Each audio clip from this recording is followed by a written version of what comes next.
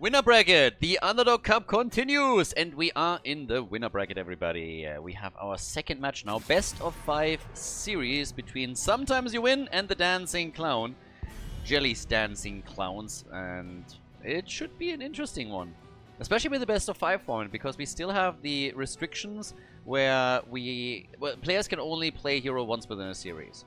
Or every single time I say that, I have to correct myself a bit, because some people misunderstand and they think that each team can play each hero once. That's not the case. So once you see a hero played, no matter who plays it, the hero can't be played again in the same series, which limits the hero pool a bit. If you're looking at like the top players in the game, that doesn't really make too much of a difference, but we're now currently in the level of Division 2, Division 3, that's high diamond to low grandmaster, and most of the guys here are fine. But you might run into a few that have a smaller hero pool and that will have some issues when you actually just, like, you know, start banning out a certain role, or when some of the preference picks have been eliminated. This is still game number 1, so there's no problems here, but we'll see who takes the lead in this. This is double elimination bracket. We started initially with 8 teams and then sorted them into 2 groups of 4. Only the top 2 teams advanced, so now we're down to the final 4.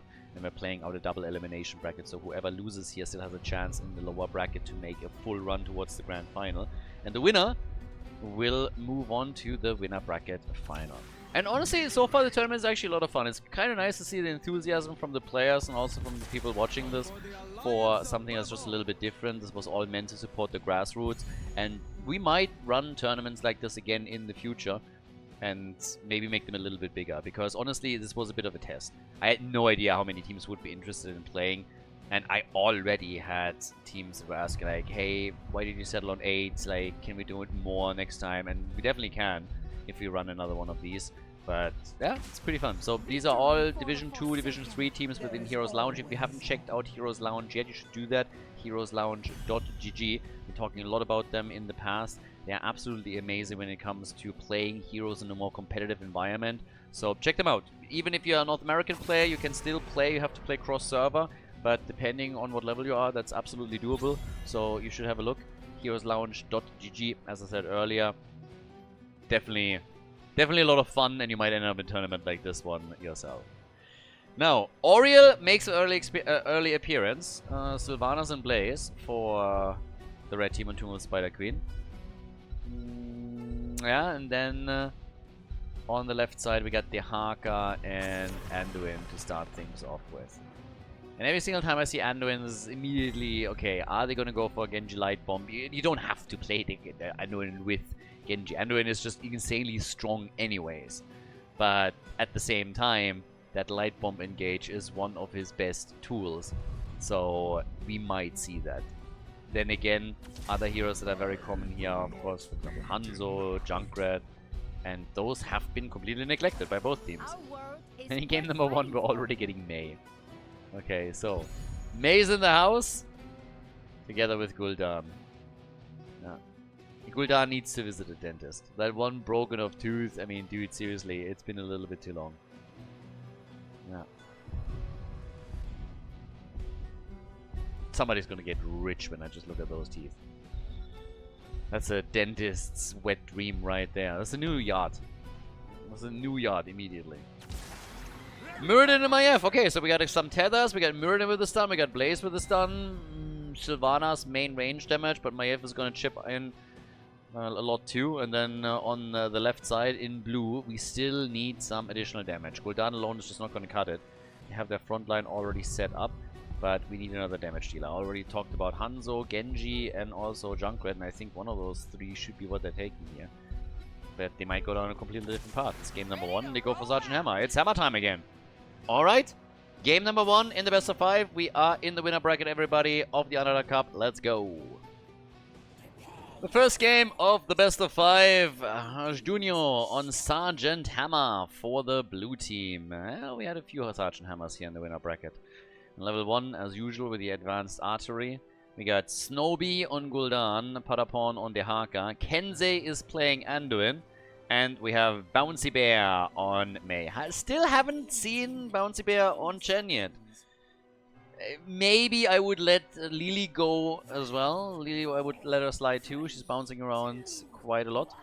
But over on the right side, we got Yatma on Maiev, Elixir on Murden, Jellyfish on Oriel, as so often, Khaldor on Blaze, and Sasori on Sylvanas. I have no idea what just happened. What is going on? Okay, apparently we were privy to something in chat or so they're actually going for a big fight, but like that was interesting. That was kind of interesting. I also, by the way, I haven't even caught that, and I feel stupid because I casted them. Sasori, obviously named after the character in Naruto. Fantastic series, by the way. If you have not watched Naruto and you like anime, you should definitely watch it. But do yourself a favor and Google filler episode guide for Naruto. Once that you get rid of the filler episodes, it's absolutely amazing. The story is great, the characters are incredible. But obviously you have to go through a lot of episodes. But Sasori was always pretty sick. That was an amazing character. It didn't click with me the last few times that I casted them in the group stage. So yeah, but can heavily recommend. It's a little bit older. Some people might also, you know, look at this and be reluctant and see how many episodes it has. But it's definitely a fantastic show with a good story, and you should check it out if you haven't yet. These days, there's obviously a couple of very nice ones as well. But I have to say, one of the things that starts to annoy me a little bit is that a lot of the animes that we're getting nowadays, not all of them, but a lot of them, are more power fantasies in which characters just don't lose anymore. So, solo leveling, for example, is a great show, but at no point... Ooh, careful. Yeah, Oriel was also solo, and she gets destroyed very quickly because of that. That's a nice push already from the blue team. But yeah, solo leveling is actually very nice, and like the animation is great. I like it. It's a good show. But at the same time, in not a single fight did I really look at it, and maybe outside of the first 1 or 2 episodes, was I really thinking that he could lose. Not once. It was just always like, oh yeah, there's another turn, and yeah, now he comes up with another thing and wins. So a lot of these shows are just power fantasies these days, and main characters just don't lose anymore. And then don't learn from the loss, and I gotta admit that that trend is something that annoys me a bit. So there are some shows out there, of course, that thankfully don't follow that, but a lot of the big ones these days do. And from a storyteller perspective, I also think it's a little bit more on the source side, but yeah. Little side tangent over here. Murden is immediately on Sergeant Hammer. The jump, the stun, and I like how the dancing clouds are actually coordinating their attacks. Feels pretty good. They are definitely calling this pretty well. Jump in, get a stun, get the follow-up stun, and then the damage right there. So we'll see if that also translates into the mid and the late game, where they can net themselves some kills. But at least here in the early game, there are some efforts that are clearly being made for all of this. And now, the whip at the top. Kinda missed. Gul'dan also not with his Ruinous Affliction play, but he's going for Pursuit of Flame here. So instead of just stacking and then trying to sync with the 16 on the normal echoed corruption, he's like going for more spam and just getting those Fell Flames out. Which is a pretty nice build, of course, as well. And since this is all about him running the AoE and later on taking down those pesky web weavers, this can be quite strong here too. So level 7 talent makes Sergeant Hammer a happy panda. Now we have the immediate move towards the wall and suddenly get some extra hits in. Both teams lock the next talent in. And with that also comes the chance to maybe deliver for a full turn in, because each team has now delivered 18 gems and they could try and get the rest turned in as well. Get the first web weavers and get a bit ahead here. Only a single kill so far. Candy King Murden sitting at the side here again. Why is everybody going for the creepy skin? I don't get it. Oh, someone just ate a ton of damage. Yep, that was... Yeah, everybody's going for the pedo skin these days. Wanna have some candy? How Blizzard got that through is actually wild. But yeah. Anyways, with that we now have Skullcracker. Get those mini stuns going. Oriel is still doing pretty good here too. Like, she's being healing everyone, and nobody has actually died in that instance here. The problem for the red team is, well, they are generally running a really strong team play in those fights. They are now losing on the objective. The blue team turned in, web weavers are being summoned down, and then we're gonna pretty quickly see how nice the defense here is from the Clowns. They got Sylvanas and Maiev as their deep push, but obviously there's Sergeant Hammer that you have to figure in too. And currently it looks like this is going to be an absolute walkthrough in the middle, as the fort isn't even being defended. They're just sacrificing it. This is the first fort in the game that falls with the first web weaver read directly. And now they're going down to the bottom of the map, thinking about going for Blaze. Topside has already been defended, but they can do some extra damage over here too. The Haka still totally fine, had to pop the Essence, but he moved out. And Oriel finds herself on the wrong side of the beat. So yeah, Murden is dead too. Whew. Yeah, sometimes you win has just opened this up completely. They have level 10 abilities, 3 kills to 0, level lead nearly, and they are looking extremely powerful here. Obviously, once the Dancing Clowns have their own heroic abilities, this might change, but that early game, not bad. That definitely is going to hurt a bit. So, yeah. We'll see how much damage they can do from here on out. On the other side, obviously, Containment Disc is in. We got Avatar now for Murden. Wailing Arrow. But that early game worried me a little bit. That fort, I'm not so sure if that should have fallen. There's a lot of pressure here. Just these push with Sergeant Hammer, it seems that the Dancing Clowns are very timid attacking into Sergeant Hammer here. They have to find some kind of weapon against her, or this is going to be a tough game. Especially once Sergeant Hammer hits level 16, as we always talk about. Once you do that, your front line is suffering even more. Now, red team gets their own web weavers. They have Sylvanas, so it's not only the blue team that has some really nice heroes that can help you to enhance the push further. So the question just being, Dancing Clowns, how much can they now do to try and bring this one back? Horrify already used. Not really hitting the spot there. Not putting anybody in trouble. Web weavers are defeated. In the middle, we should still be able to hold on to this too. Down at the bottom of the map, the Haka has actually done some damage, but not really enough to take this out completely. So they are just assembling the entire 5 men in the middle of the map now. Trying to do their thing here. Yeah, web weavers are already gone. They're trying to go for Lixia. And May with that light bomb move. They couldn't quite get a grasp of Maiev, or she might have fallen here. Got close for a moment, but not close enough. But by now, we're looking at the bot lane with Gul'dan just riding into battle here. Web weavers for the red team haven't really done a whole lot. And this really starts to concern me a bit. If the first one wasn't just a fluke for sometimes you win, then this one is going to get worse. But try to get the kill here. Not a single kill for... Oh my god! Oh my god! They're actually hopping out and they might escape. They don't. But what a setup from May. Muradin is dead. They could technically try and get more kills in, but that was something. Oriel is gonna die too, and it all started with, and there's the Horrify, and Maiev is also gone. Gems on the ground, but that was wild. Look at this, look at that, bam! Perfect angle, and then the BFG right behind it. Would have been fantastic if they could have killed them right then and there. But even the way that it just played out is amazing for them. That turned the entire fight. It was a fight that the red team could maybe even have won. But now another fort is destroyed. There's the Terminator coming in. And of course, in the process of all of this, Dancing Clowns have also lost gems.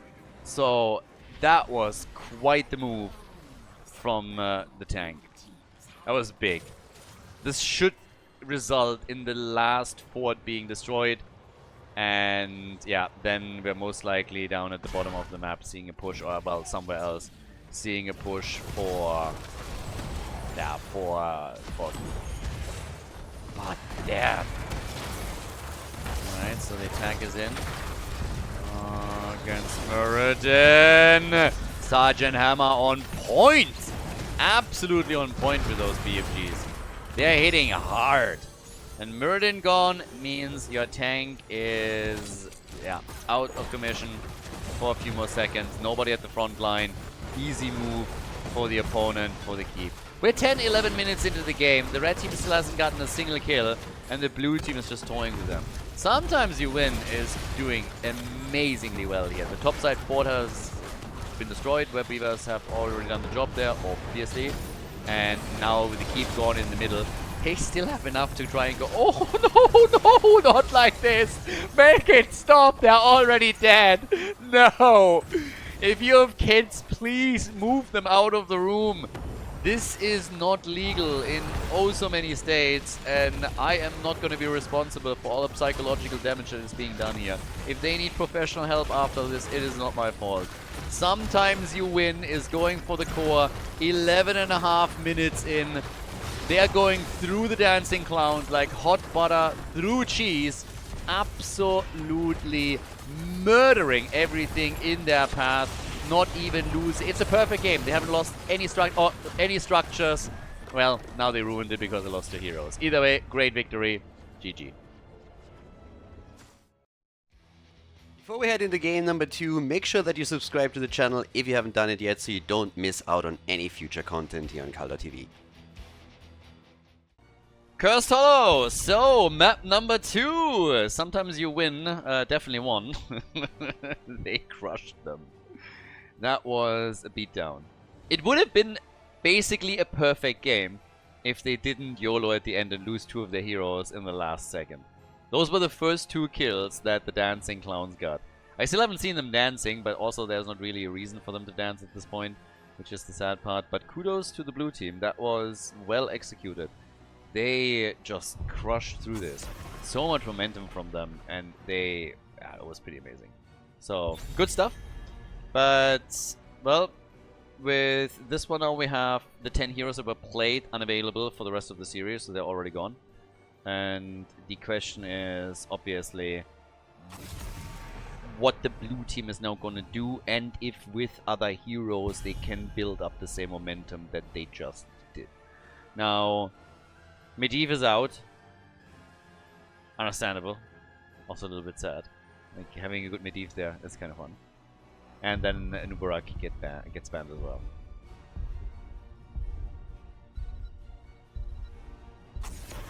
Alright, and we get the Sonya ban. I like that we have Cursed Hollow, by the way. I haven't even mentioned this, but we haven't seen that many Cursed Hollow games, and I think it's always a bit of a loss, because the map is amazing. The good old days, where the only map that you had was Cursed Hollow. This is not a new story to the old schoolers here, but to some people it might be new. Back in the day, we didn't have custom games. Blizzard actually in the first versions of the game didn't give us custom games. So the way that we ran the first tournament is that basically the top players all knew each other. So you would form a 5-man, queue as a 5-man, and your opponent would queue at the same time. And everybody else would be told to not queue for a game. And that's how you matched the teams in a game to play against each other in a tournament.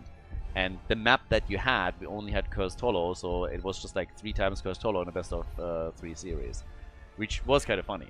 So it was kind of rough. If you go into my YouTube channel and you go all the way back to the first Heroes of the Storm videos that I ever uploaded, those games were created that way. Just literally by 5-man stacks queuing at the same time for a match, and all the other top players being told, don't queue, we have a tournament run.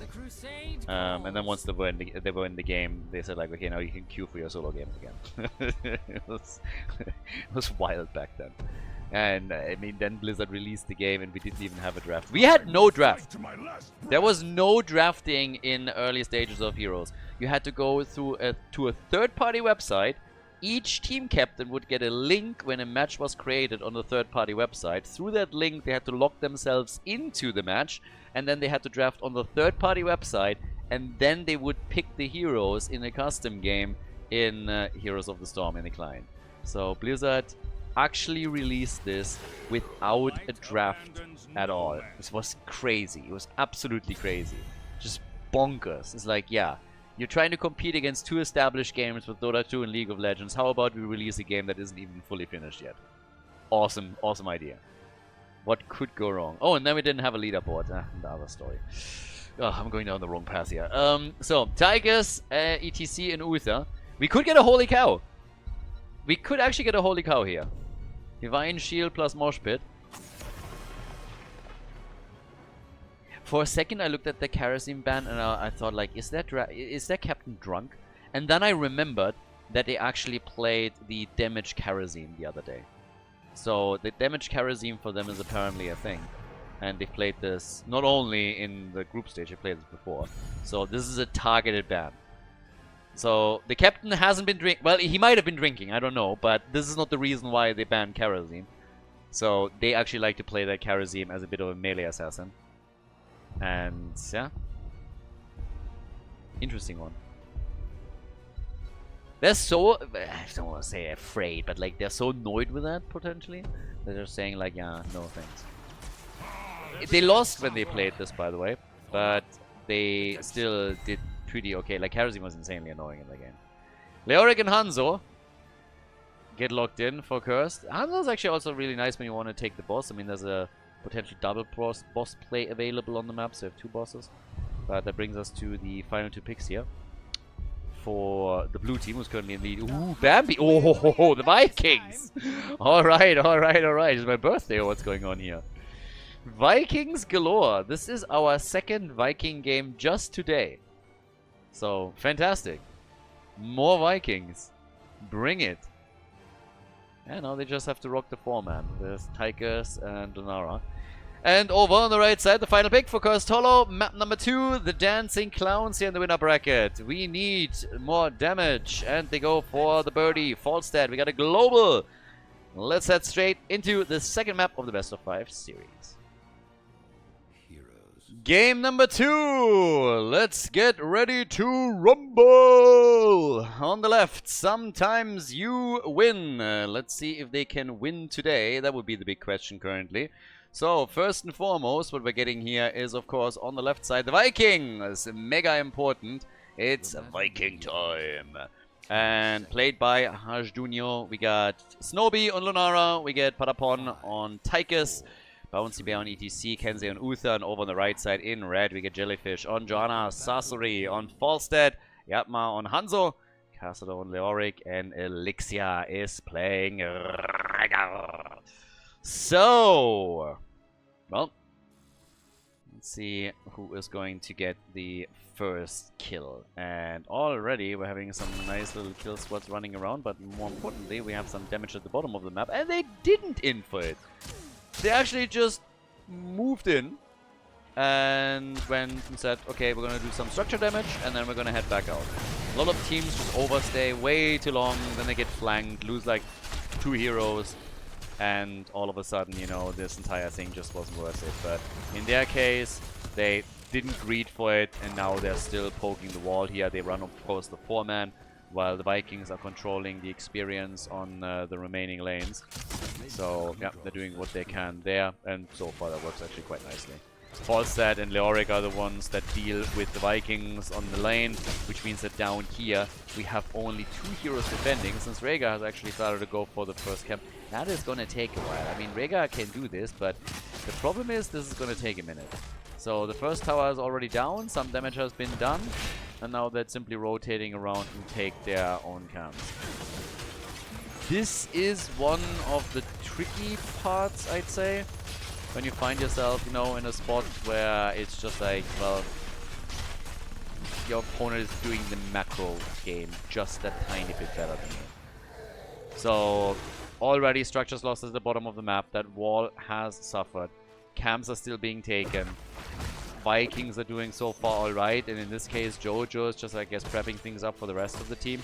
But they're a little bit slow when it comes to the general clear here. If you compare that with the opponent, the wave clear is just much faster. And just look at this push in the middle. They are still sitting with 3 on this camp, and they are already taking that wall down. Honestly, Dancing Clowns, they are having a real problem here, and it's the blue team. Not only that, Leo might now die. He barely makes it out, but that doesn't change the fact that the entire wall has already been destroyed. So the timing was just so much better for the blue team, and they are running the macro level quite nicely. Vikings still fine at the bottom of the map. With level 4 talent, we now have Master Assassin, we get Blossom Swell, we have also for ETC Speed Medal. But so far, it's again the blue team that is making the moves. On experience end, the Clowns are slightly ahead. They have now also taken Paralyzing Rage, actually, for Leoric.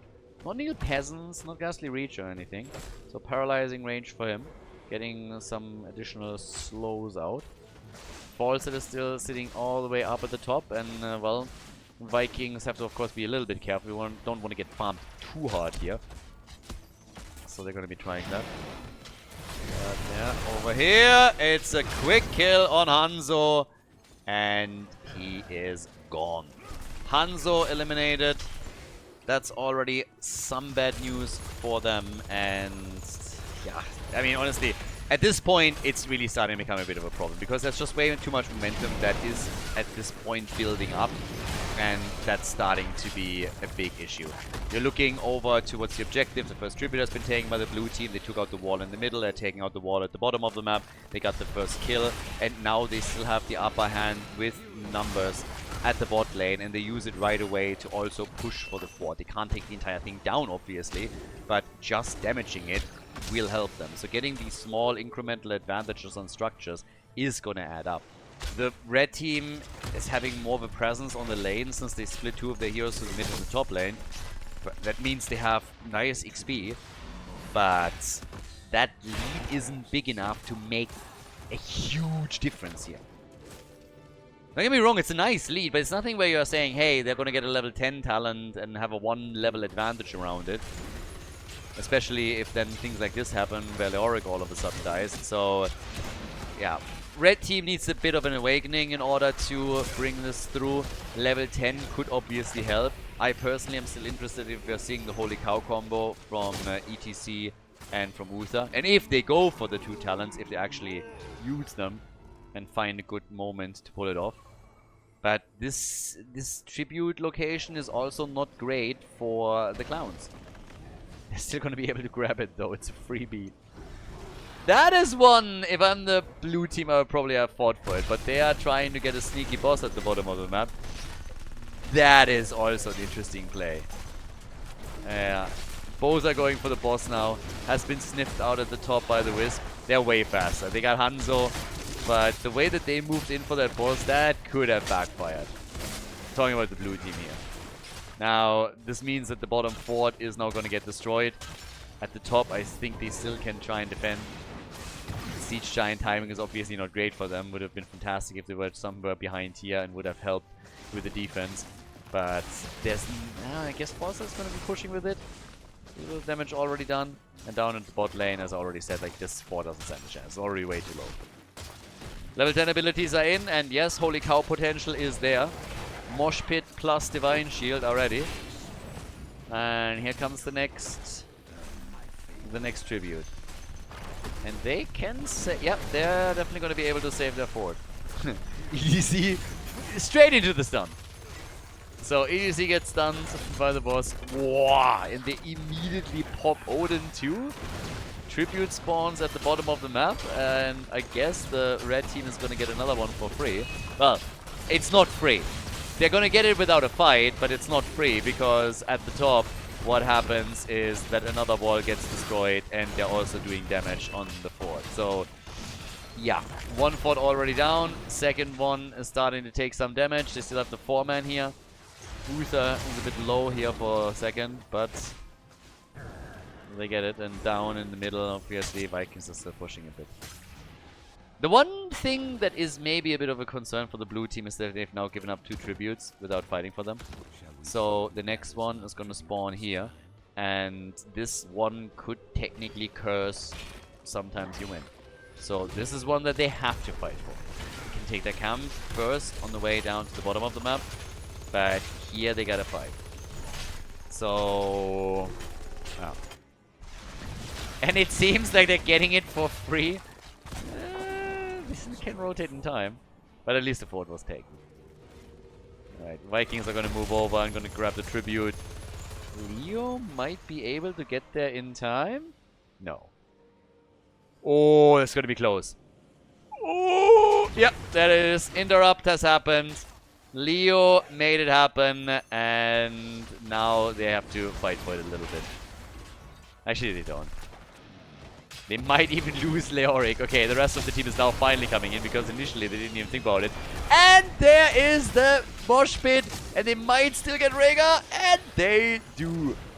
Speed metal is actually pretty helpful in all of these situations for them so far. Rhaegar tried his self-ancestral, that didn't work out either, so it's 2 heroes down. Leoric falls first, and then Rhaegar gets killed. Now moving into the mid lane to take another fort out, whereas at the bottom of the map the Vikings are already pushing.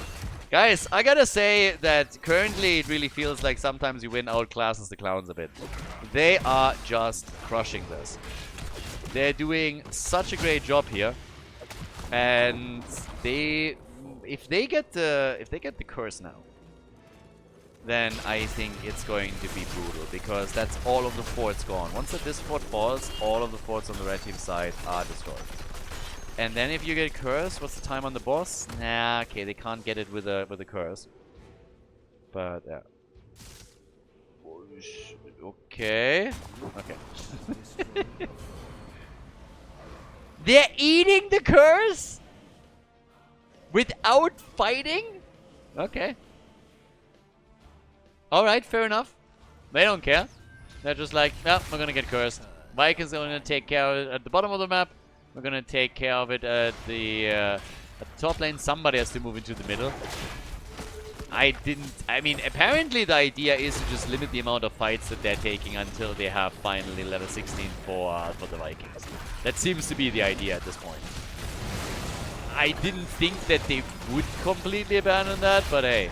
Divine Shield is out, Ancestral has been used too.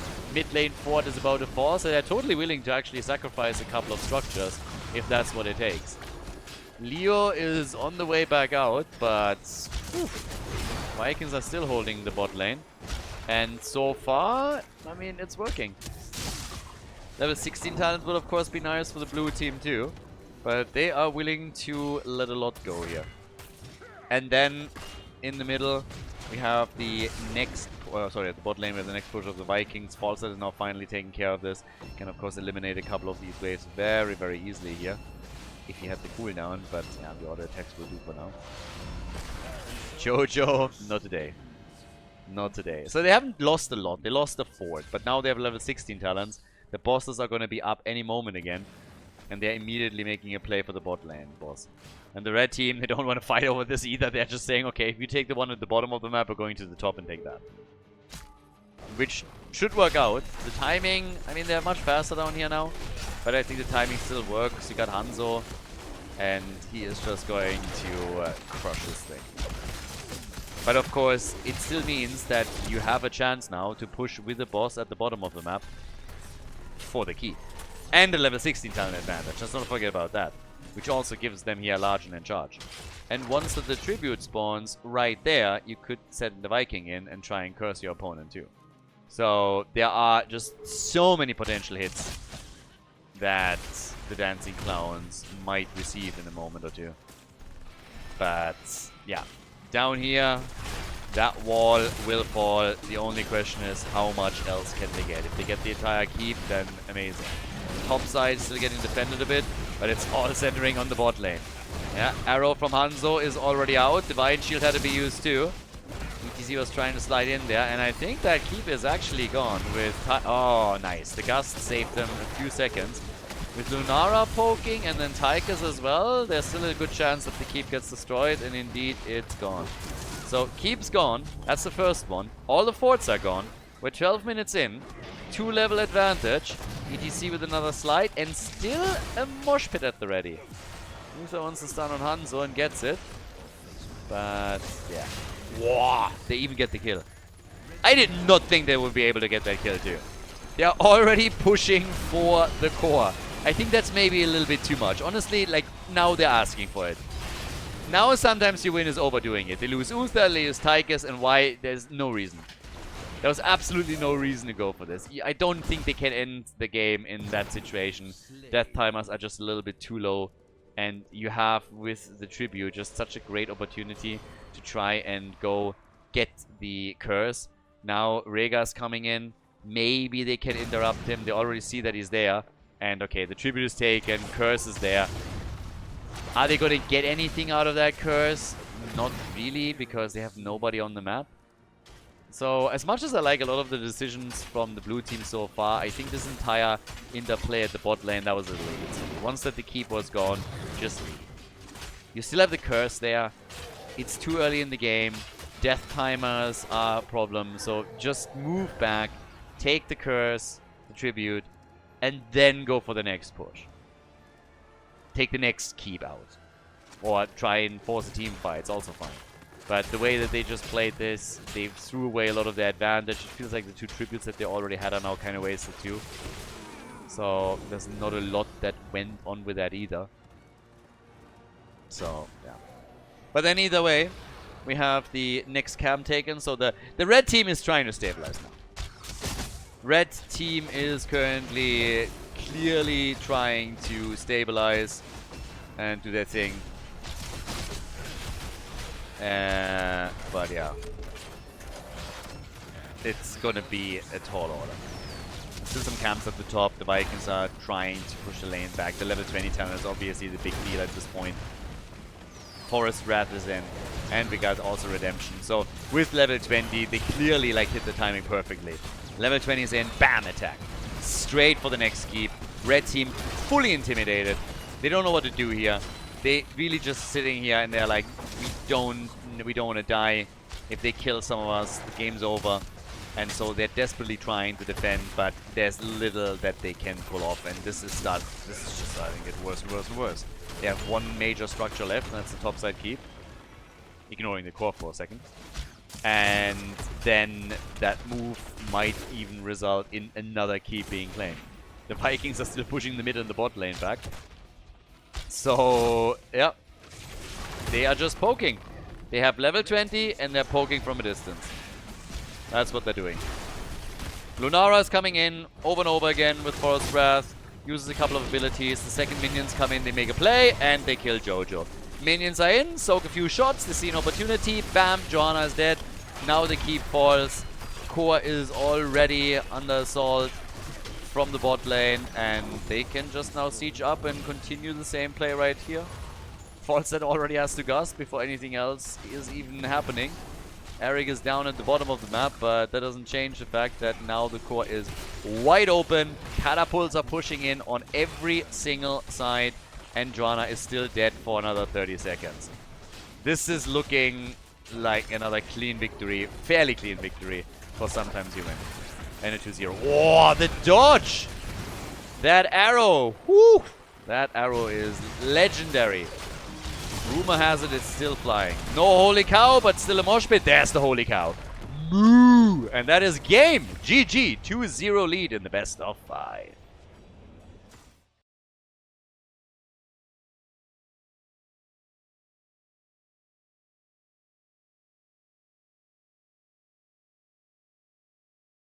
So, the clowns, well, they need a change of plans. Something needs to change here. Things are not working right now. Sometimes You Win isn't just winning sometimes, they're winning all the time right now. A 2-0 lead in the best of 5, so it's match point already. For the clowns, they would have to try and pull off a reverse sweep here, which at this point seems a bit impossible. Now, maybe after 2 games, it means that 20 heroes are now gone, and Sometimes You Win runs into hero pool problems, but it hasn't seemed that way so far. They've been crushing things. Medivh gets banned again, so we might end up with very similar ban patterns than we had before. because, I mean, teams are clearly targeting some preference picks. But we are going to Infernal Shrines, so you want to have some AoE there. We could see a few more mages. But I really want to know what the clowns are now going to do. It just feels like it doesn't really flow for them. On the last map, for example, they got completely pushed into a defensive position. Idea for them was, of course, hey, try and not lose too much at level 20 and then try and fight back. They never got to that point. So they lost way too much, way too early there. And they were very, very timid in the way that they tried to defend and approach. And for good reason, because the blue team took advantage of every single opportunity that presented itself. Locked the kill in or took a structure down. So it was tough. Now we have Mephisto as a first pick on Infernal Shrines. Which for the shrine fights themselves is already going to be very useful. And adds one of those mages I've been talking about. But I'm still looking very much more so to the red team. What are they now going to try? A Nubarak? And what do we get together with that? Are they going to go for some sniper combo? Okay, so they are going for a dive comp. A Nubarak, Kerrigan. Countess Kerrigan too. So very early revealing, we're going to go face. They're going to go jump in, try and get those stuns locked in, and then get the damage connected. So let's have a look on how exactly sometimes Ewan is going to counter that. Alex Strasser? Alright. And we get Arthur's. Wasn't necessarily what I had in mind right now, but hey, I'll take it. I like a good Arthur's game as much as the next guy. And Alex Strasser is probably not quite what I would have chosen here myself. But with the transformation on the shrines, she's great there. There were times when a lot of the NA teams went into like something like Alex Strasser, Tychus, and Tacita. I went for triple transformations to dominate the objective phase, which you definitely can check out there. Now we got Greymane banned. Yeah, Greymane would have also been quite nice for them. But still, this is a nice lineup. They just have to make sure that they position themselves well. Because the Kerrigan combo, the Anubra combo, they want to go for a stun lock. They are going to go in, try and stun the hell out of you, and just chase you all day long. They're going to dive in, they're going to dive deep. So positioning is everything, and once you realize you're within their radius, you got to be very, very careful. Or somebody has to start peeling for you immediately. They go for Hogger, so it makes it a triple frontline for them already, and he can just pounce on the shrine as well. Could technically with a Horder pull also start to jump in. And for our last pick in that round, Brightwing. So every single hero that you see right now has technically some CC. Yeah, every single hero has some CC currently that they can use. And for their opponents, the final two picks now in game 3. What is sometimes you win gonna do? They need another frontliner. Arthur's alone is not gonna be enough, and they need a bit more damage. So there's clearly damage could also be another melee hero, of course. And oh my god, what the hell is happening here? Gazlowe Kharazim. Kharazim kind of makes sense, again, as I already said previously, because I like to play him as a damage dealer. And he was even banned because people know that this is a preference of theirs.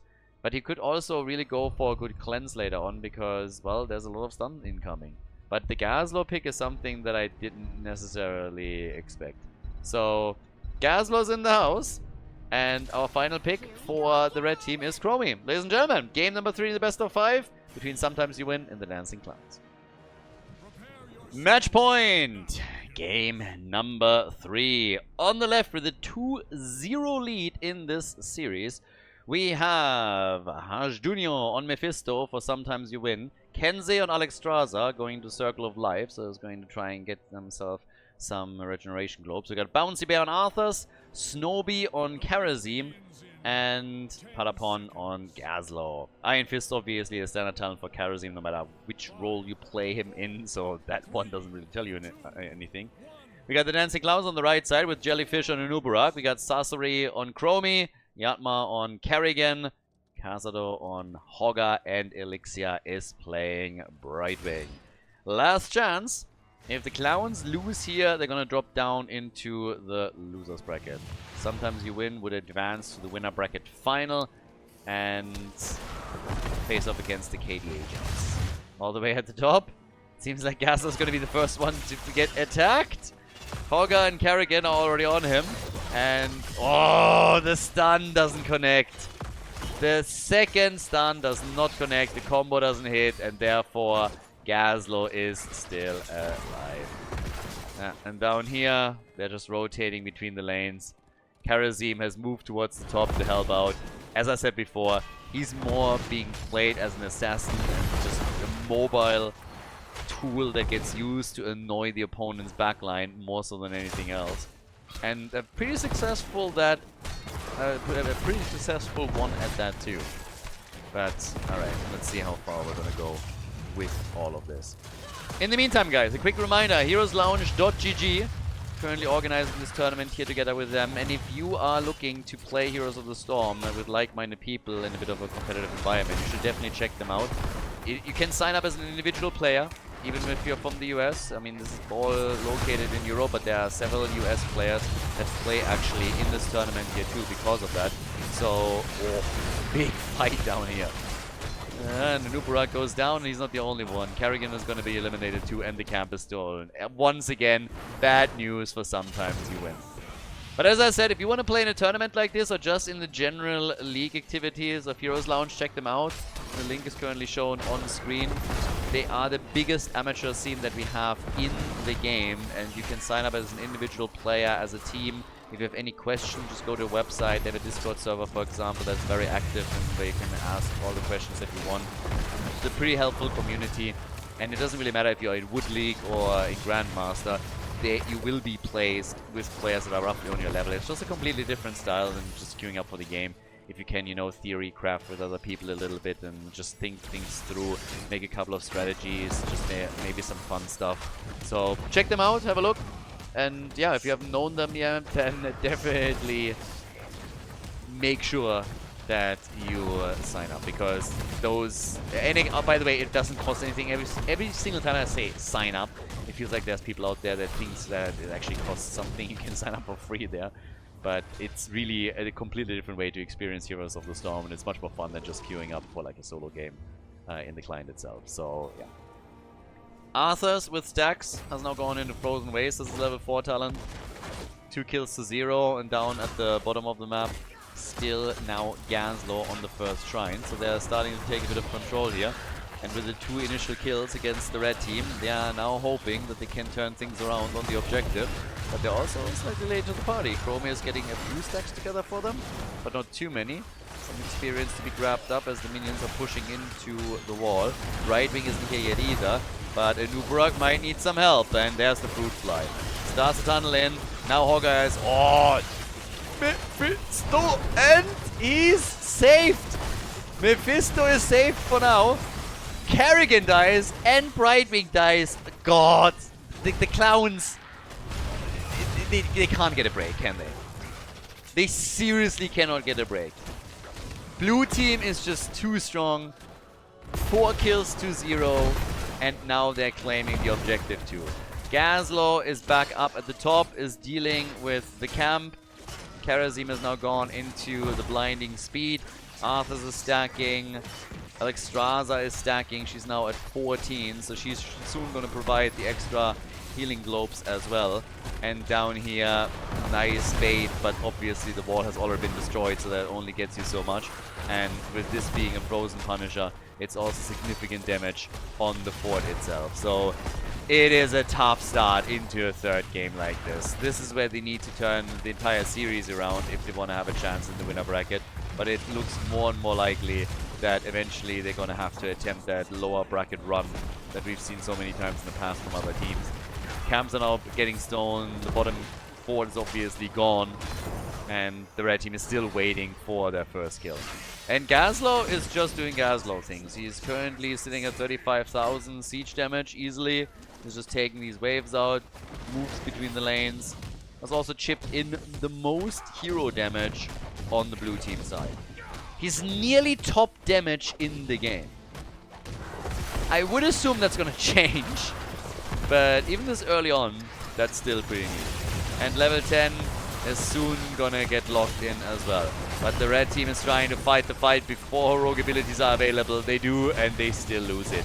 Carrigan is gone. Arthas is starting to walk Hogger down. Doesn't quite get it, but Chromie, she has short feet. She's just waddling away here. Waddle, waddle, waddle, and she's gonna get caught eventually. So, yeah, she just doesn't have... She doesn't have the leg span in order to get away from Arthas here, especially once that he is getting the slows connected. So Chromie is gone, and that is kill number 6 that they just locked in. And with that, they also get their rogue abilities. We get the Gravel Bomb, by the way. We also have Consume Soul. And Arthas has even gone into Syndragosa. Whereas I don't really see anything. Oh, he goes Palm. Alright. I thought he would go full on damage, but we get a Palm from Karazhan. And a half level lead under level 10. Yeah. Tough times. Right now, all that we're gonna get here is just a push for the mid lane forward, up at the top. They're also starting to make it. Oh, they go for Hogger, and there's a Gravel Bomb. He got the shockwaves through. If he didn't get the shockwaves through, Brightwing might not have been there in time. And obviously, the nice thing currently with Alexstrasza is that she's also dropping the globes. It's like the moment when you're hoping that you have another hero that benefits from globes, because then that would really be amazing. Then you can just like get it all. Stack, get mana, get hit points, and just help somebody to get his own achievements and accomplishments there. Quest rewards. But there's unfortunately no stitches. That would be a pretty big hit point pool if we had one. But Arthas is also getting his quest stacks together. Level 1 and level 4 aren't really complete or anything. But yeah. Objective is up. 6 kills to 0. 1 level advantage, no talent lead.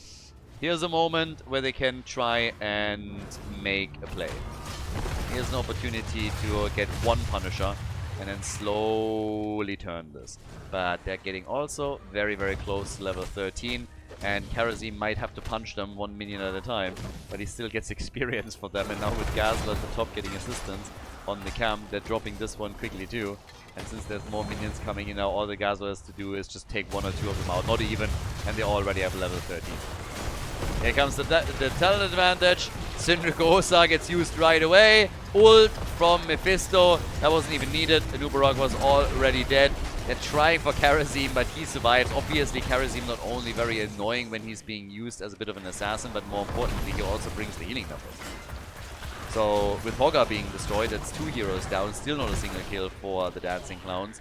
But you have the added sustain from Karazhan too. He's being played as the second... I mean, he's being played as a melee assassin, but at the same time, he's also the second support for the team, so he gets the healing numbers out. He annoys people in the back line. And they now have a talent advantage, they have an experience lead, they've taken structures out, they're going to get the next objective here, and they're just all over the place. So, sometimes you win is just, again, on a bit of a different level. Also, to put this in a bit of context, so this is a first seed against a second seed. So, just saying. Group stage allowed us to not only seed for the bracket, but also, of course, to... kind of identify, hey, which teams are going to make it into the next phase of the tournament. But that the Gazlowe comp is working this well is a bit bonkers. Mortar Punisher is now taken. Yeah, Hogger. Oof. Every time I see Arthas moving in and just trying to connect with Frozen Tempest or Howling Blast, it's just like, hey, damn son, you gotta get away. Get out before you fall. 8 kills to 0, and the fort in the middle, gone. No chance. Immediately eliminated. They're gonna lose more. And down here, Hogger has to defend this. Here comes the bait over the wall, but at least the wall is gone. Look how many counters there are on the back. So they have the camps. Here comes Syndragosa, and boy, oh boy, are they in trouble. That's a 10-minute keep. Dragon Queen has been used by Alexstrasza. 10-minute keep, and they have a 2.5 level advantage now. That's just nasty. And on their way back out, they're starting to go for a bit of a drive-by move with the top side. Fort, is that what's happening here? Take that wall out maybe. First start with the minions and then eliminate the rest. But yeah, this is working extremely well for them. 2-0 advantage, 2-level lead, and 8 kills ahead. Doesn't get much better than that. Not a single structure destroyed on the blue team side. Not a single hero kill. And while they are fighting here, Karazim is using his entire wave clear at the bottom of the map to take another wall down. Gazlowe. Alright, they're trying to get the ult out. Hawkeye is gone. And there's the ult from Mephisto. Karrigan dead. Chromie dead. And now they go for Trashwing and an Uburak. It's an utter bloodbath. And Karazim is still just like hitting walls. What a fight again. The topside fort obviously falls as a result. But yeah, consume souls from Mephisto. The perfect timing there. Just dropped them all low and they could go in straight for some kills. And down here, Karazim is punching main structures now. He's actually trying to punch out the keep. I mean, the rest of the blue team is now rotating in to help him out, and they're going to get it. But yeah, Karazim. I can see him being useful in other instances there when he goes for the back line and keeps them from dishing out damage too. But he's not really a wave clear hero. They were still able to take the keep regardless, so that's the second one that got removed. And Arthas immediately, without even hesitating, dropped another Syndragosa. Better safe than sorry there, and they just said, okay, we're going to take this one all out. We're going to make our play right there and yeah, drop a few of them. So, yeah, not too bad. I mean, right now, this is all that they needed. Just make a couple of plays around this, do your thing. Wait for... Do you even wait for level... I was about to say wait for level 20, but that's 2 levels. Maybe the next objective. One issue with going for core this early in the game is really the death timers. They're so low that your opponent is spawning right there with a defender's advantage after just a few seconds. And that makes it oftentimes a bit tough.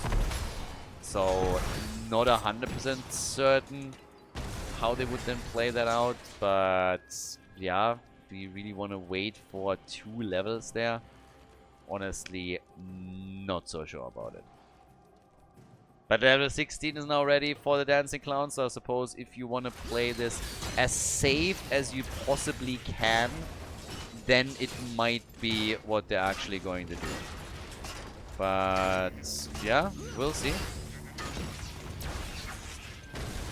I mean, right now we don't have any of that.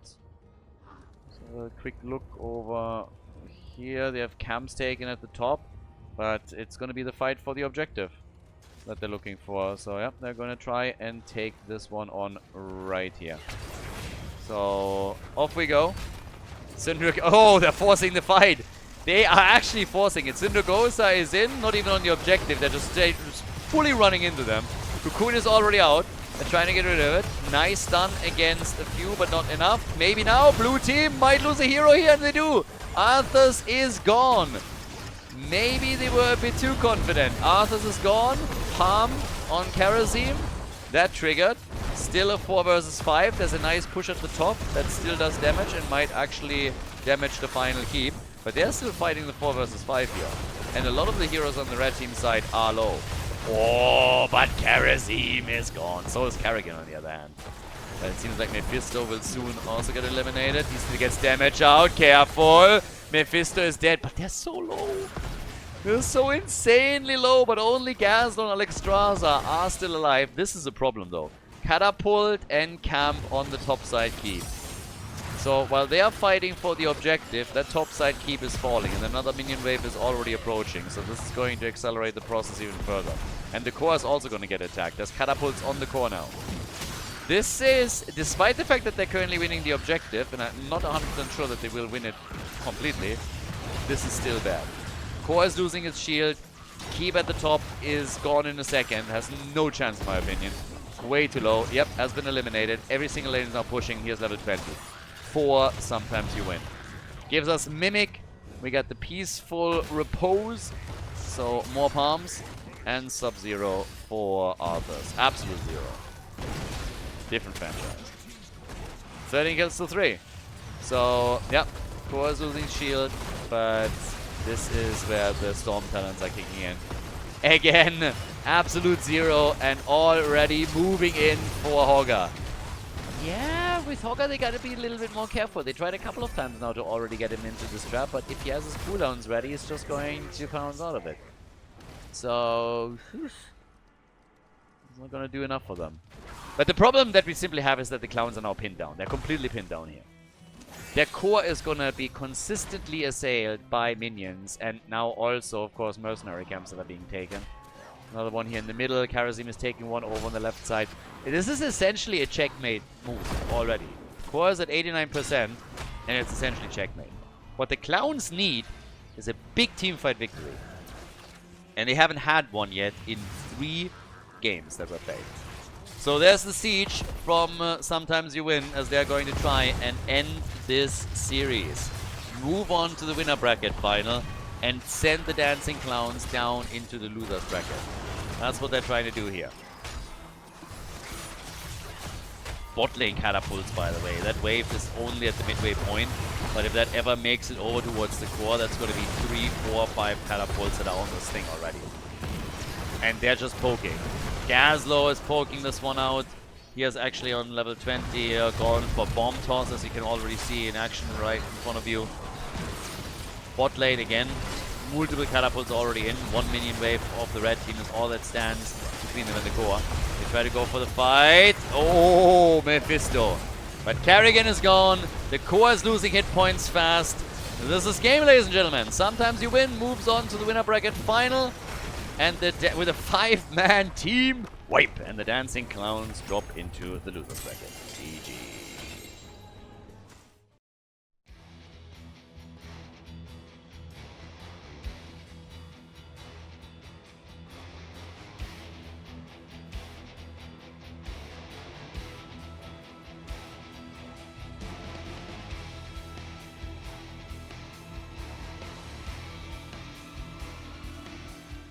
Thank you everybody for watching the video today. I hope that you enjoyed the show and the commentary.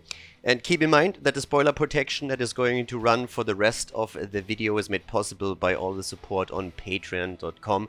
So guys, if you want to support my work, if you want to help me start new projects and keep the spoiler protection in place, please consider heading over to patreon.com/Khaldor. There's also a link in the YouTube description, and check that out.